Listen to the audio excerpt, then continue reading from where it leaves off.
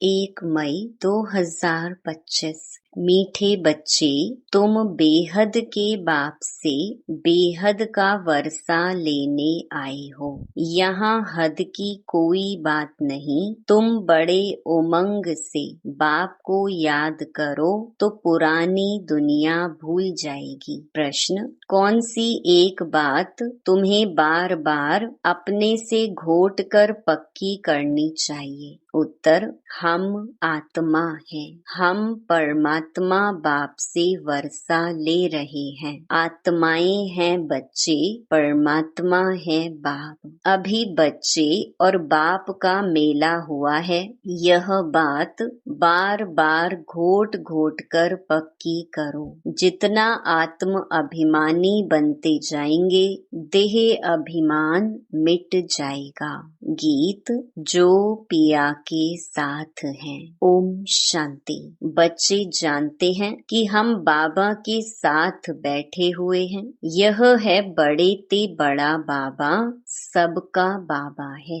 बाबा आया हुआ है। बाप से क्या मिलता है, ये तो सवाल ही नहीं उठता। बाप से मिलता ही है वर्षा। यह है सबका बेहद का बाप, जिससे बेहद का सुख, बेहद की प्रॉपर्टी मिलती है। वह है हद की मिल्कियत। कोई के पास 1000, कोई के पास 5000 होगी, कोई के पास 10, 20, 50 करोड़, अरब होंगे। अब वह तो सब हैं लौकिक बाबाएं और हद के बच्चे। यहाँ तुम बच्चे समझते हो हम बेहद के बाप पास आए हैं, बेहद की प्रॉपर्टी लेने। दिल में आश तो रहती है ना, सिवाय स्कूल के और सत्संग आदि में कोई आश नहीं रहती। कहेंगे शांति मिले, वह तो मिल नहीं सकती। यहाँ तुम बच्चे समझते हो हम आए हैं विश्व नई दुनिया का मालिक बनने। नहीं तो यहाँ क्यों आए? बच्चे कितनी वृद्धि को पाते रहते हैं। कहते हैं बाबा हम तो विश्व का मालिक बनने आए हैं, हद की कोई बात ही नहीं। बाबा आपसे हम बेहद स्वर्ग का वर्षा लेने आए हैं। कल्प कल्प हम बाप से वर्षा लेते हैं, फिर माया बिल्ली छीन लेती है। इसीलिए इसको हार जीत का खेल कहा जाता है। बाप बैठ बच्चों को समझाते हैं। बच्चे भी नंबरवार समझते हैं। यह कोई साधु संत नहीं है। जैसे तुमको कपड़े पड़े हैं वैसे इनको पड़े हैं। यह तो बाबा है ना। कोई पूछेंगे किसके पास जाते हो, कहेंगे हम बाप दादा के पास जाते हैं। यह तो फैमिली हो गई। क्यों जाते, क्या लेने जाते, यह तो और कोई समझ ना सके, कह न सके कि हम बाप दादा के पास जाते हैं। वर्षा उनसे मिलता है। दादे की प्रॉपर्टी के सब हकदार हैं। शिव बाबा के अविनाशी बच्चे आत्माएं तो हो ही, फिर प्रजापिता ब्रह्मा के बनने से उनके पोत्रे पोत्रियां हो। अभी तुम जानते हो हम आत्मा हैं। यह तो बहुत पक्का घोटना चाहिए। हम आत्माएं परमात्मा बाप से वर्षा लेते हैं। हम आत्माएं बाप से आकर मिले हैं। आगे तो शरीर का भान था। फलाने फलाने नाम वाले ही प्रॉपर्टी लेते हैं। अभी तो हैं आत्माएं परमात्मा से वर्षा लेते हैं। आत्माएं हैं बच्चे, परमात्मा है बाप। बच्चे और बाप का बहुत समय के बाद मेला लगता है। एक ही बारी। भक्ति मार्ग में फिर अनेक आर्टिफिशियल मेले लगते रहते हैं। यह है सबसे वंडरफुल मेला। आत्माएं परमात्मा अलग रहे बहुकाल। कौन? तुम आत्माएं। यह भी तुम समझते हो हम आत्माएं अपने स्वीट साइलेंस होम में रहने वाली हैं। अभी यहाँ पार्ट बजाते बजाते थक गए हैं तो सन्यासी गुरु आदि के पास जाकर शांति मांगते हैं। समझते हैं वह घर बार छोड़ जंगल में जाते हैं, उनसे शांति मिलेगी, परंतु ऐसे है नहीं। अभी तो सभी शहर में आ गए हैं, जंगल में गुफाएं खाली पड़ी हैं, गुरु बनकर बैठे हैं। नहीं तो उन्हों को निवृत्ति मार्ग का ज्ञान दे पवित्रता सिखलानी है। आजकल तो देखो शादियां कराते रहते हैं। तुम बच्चे तो अपने योग बल से अपनी कर्मेंद्रियों को वश में करते हो। कर्मेंद्रियां योग बल से शीतल हो जाएंगी। कर्मेंद्रियों में चंचलता होती है ना, अब कर्मेंद्रियों पर जीत पानी है। जो कोई चंचलता ना चले, सिवाय योग बल से कर्मेंद्रियों का वश होना इम्पॉसिबल है। बाप कहते हैं कर्मेंद्रियों की चंचलता योग बल से ही टूटेगी। योग बल की ताकत तो है ना, इसमें बड़ी मेहनत लगती है। आगे चलकर कर्मेंद्रियों की चंचलता नहीं रहेगी। सतयुग में तो कोई गंदी बीमारी नहीं होती। यहाँ तुम कर्मेंद्रियों को वश कर जाते हो तो कोई भी गंदी बात वहाँ होती नहीं। नाम ही है स्वर्ग। उनको भूल जाने कारण लाखों वर्ष कह देते हैं। अभी तक भी मंदिर बनाते रहते हैं। अगर लाखों वर्ष हुए हो तो फिर बात ही याद ना हो। यह मंदिर आदि क्यों बनाते? तो वहाँ कर्मेंद्रियां शीतल रहती हैं, कोई चंचलता नहीं रहती। शिव बाबा को तो कर्मेंद्रियां है नहीं, बाकी आत्मा में ज्ञान तो सारा है ना। वही शांति का सागर, सुख का सागर है। वो लोग कहते कर्मेंद्रियां वश नहीं हो सकती। बाप कहते हैं योग बल से तुम कर्मेंद्रियों को वश करो, बाप की याद में रहो। कोई भी बेकायदे काम कर्मेंद्रियों से नहीं करना है। ऐसे लवली बाप को याद करते करते प्रेम में आंसू आने चाहिए। आत्मा परमात्मा में लीन तो नहीं होती।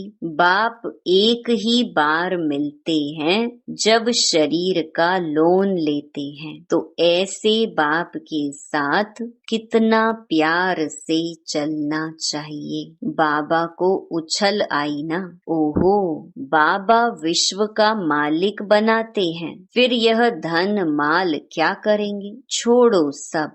जैसे पागल होते हैं ना, सब कहने लगे इनको बैठे बैठे क्या हुआ, धंधा आदि सब छोड़कर आ गए। खुशी का पारा चढ़ गया, साक्षात्कार होने लगे। राजाई मिलनी है, परंतु कैसे मिलेगी, क्या होगा, यह कुछ भी पता नहीं। बस मिलना है।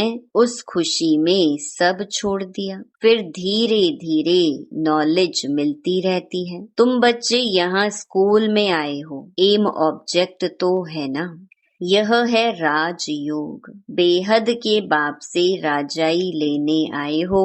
बच्चे जानते हैं, हम उनसे पढ़ते हैं जिसको याद करते थे कि बाबा आकर हमारे दुख हरो, सुख दो। बच्चियां कहती हैं हमको श्री कृष्ण जैसा बच्चा मिले। अरे वह तो वैकुंठ में मिलेगा ना।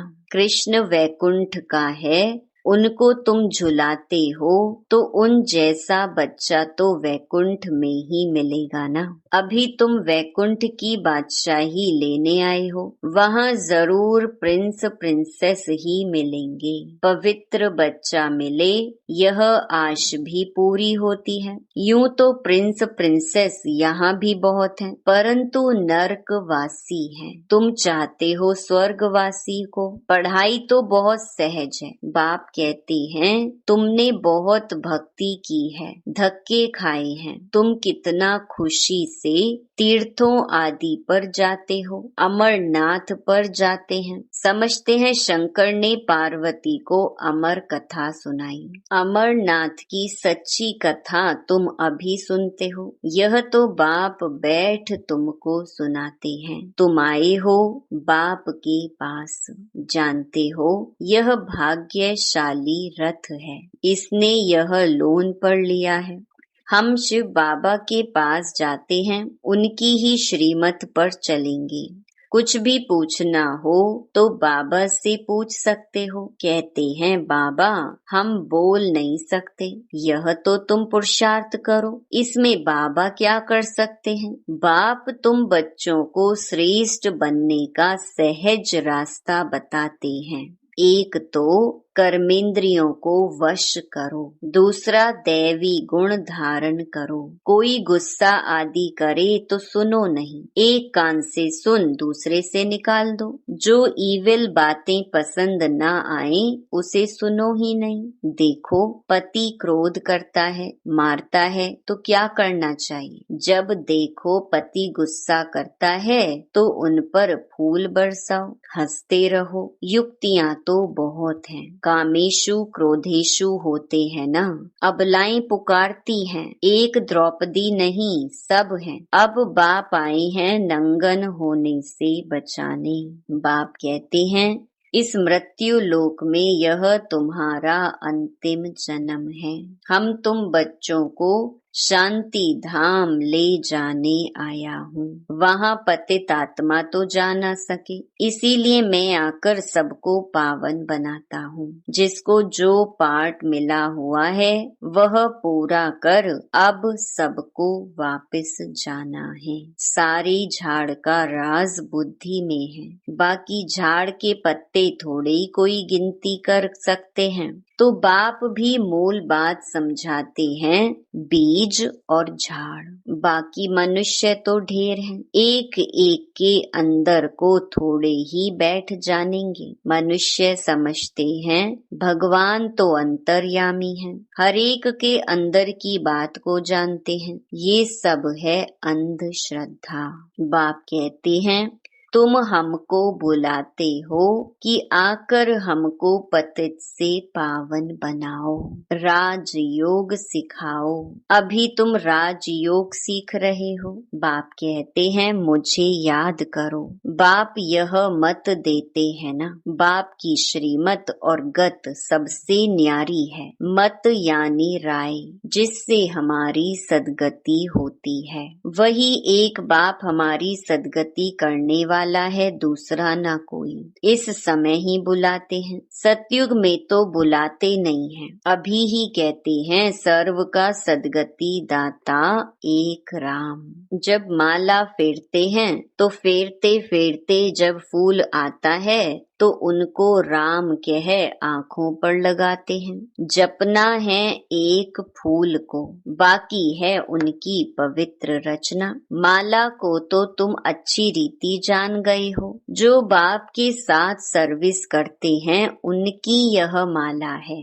शिव बाबा को रचता नहीं कहेंगे, रचता कहेंगे तो प्रश्न उठेगा कि कब रचना की। प्रजापिता ब्रह्मा अभी संगम पर ही ब्राह्मणों को रचते हैं ना।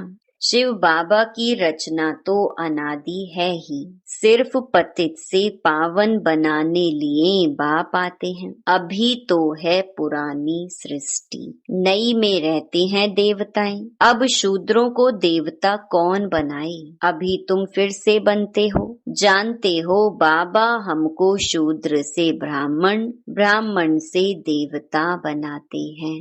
अभी तुम ब्राह्मण बने हो देवता बनने के लिए। मनुष्य सृष्टि रचने वाला हो गया ब्रह्मा, जो मनुष्य सृष्टि का हेड है। बाकी आत्माओं का अविनाशी बाप शिव तो है ही।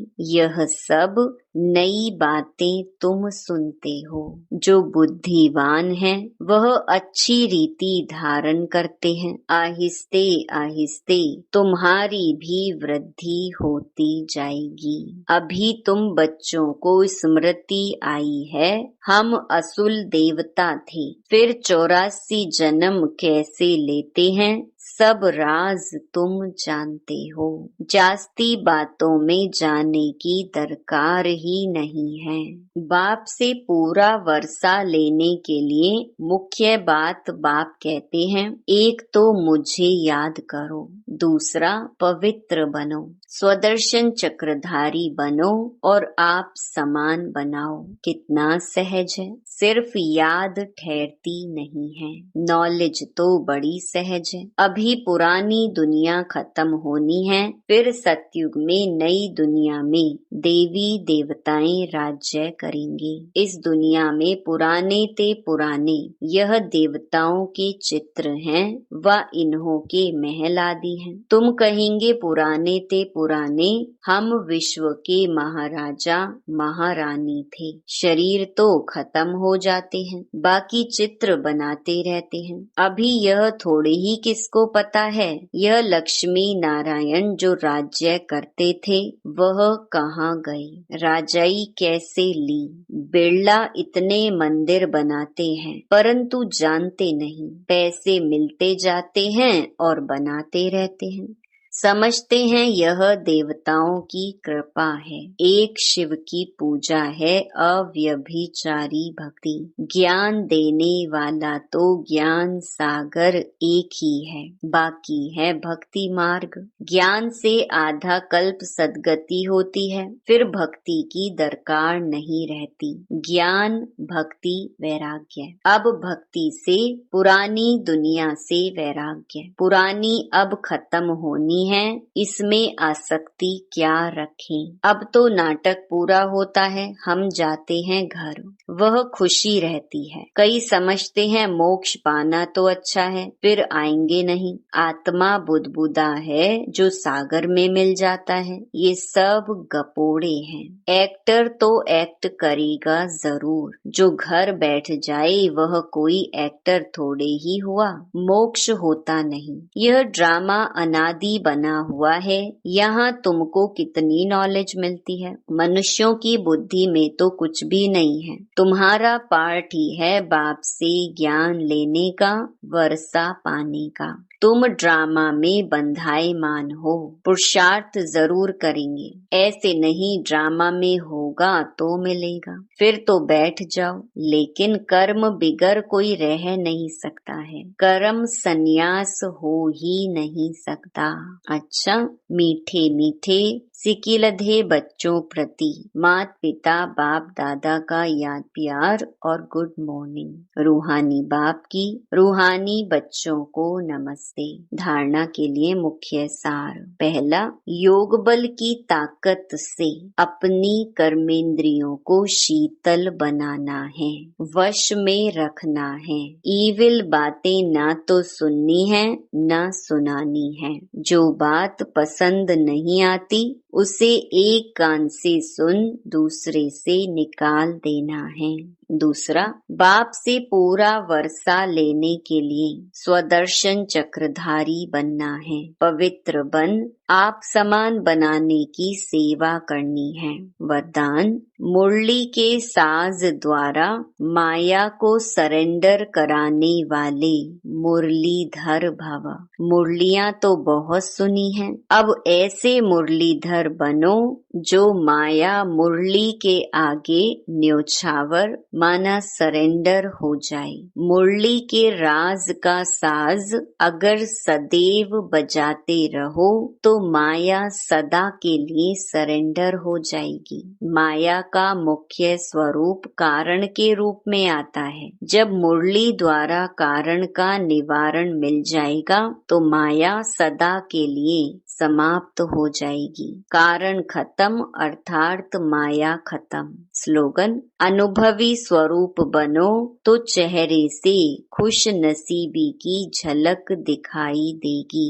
अव्यक्त इशारे, रूहानी रॉयल्टी और प्योरिटी की पर्सनालिटी धारण करो। संगम युगी ब्राह्मण जीवन की विशेषता पवित्रता है। प्रवृत्ति में रहते अपवित्र अपवित्रता से निवृत्त रहना, स्वप्न मात्र भी अपवित्रता के संकल्प से मुक्त रहना, यही विश्व को चैलेंज करने का साधन है। यही आप ब्राह्मणों की रूहानी रॉयल्टी और पर्सनैलिटी है। अच्छा, ओम शांति।